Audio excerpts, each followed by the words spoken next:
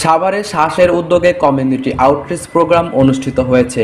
বিশ্বব্যাংক ও পল্লী কর্মসহায়ক foundation PKSF এর আর্থিক সহযোগিতায় সোশ্যাল আপলিফমেন্ট সোসাইটি শ্বাস পরিচালিত রেইস প্রকল্পের উদ্যোগে শনিবার বিকেলে সাভার আড়াপাড়া জমিদার বাড়িতে কমিউনিটি আউটরিচ প্রোগ্রাম অনুষ্ঠিত হয়।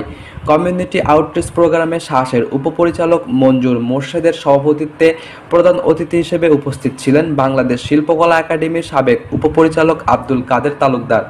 বিশেষ অতিথি হিসেবে উপস্থিত ছিলেন এবাগ পাবলিক স্কুলের ভাইস প্রিন্সিপাল শফিক পাটোয়ারি, সাংবাদিক ও সাংস্কৃতিক ব্যক্তিত্ব তোফা সানি, নিউজ টিভি বাংলার ব্যবস্থাপনা পরিচালক মোহাম্মদ রফিকুল ইসলাম রফিক, HDD এর নির্বাহী প্রধান সীমান্ত সিরাজ, সাভার 1 শাখা ব্যবস্থাপক মোহাম্মদ নুরি আলম, সাভার 2 শাখা ব্যবস্থাপক ফকির মোহাম্মদ রুকনউদ্দিন, প্রিন্ট ও ইলেকট্রনিক মিডিয়ার সাংবাদিকবৃন্দ এবং তরুণ উদ্যোক্তাবৃন্দ।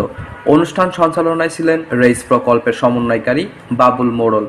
ছোট উদ্যোগে মানব সভ্যতার বিকাশ এই প্রতিপদককে সামনে রেখে দক্ষ মানব সম্পদ গঠন, মজুরিভিত্তিক কর্মসংস্থান সৃষ্টি এবং আত্মকর্মসংস্থান সৃষ্টির লক্ষ্যে রেইস প্রকল্পের অধীন কমিউনিটি আউটরিচ প্রোগ্রাম করা হয়েছে।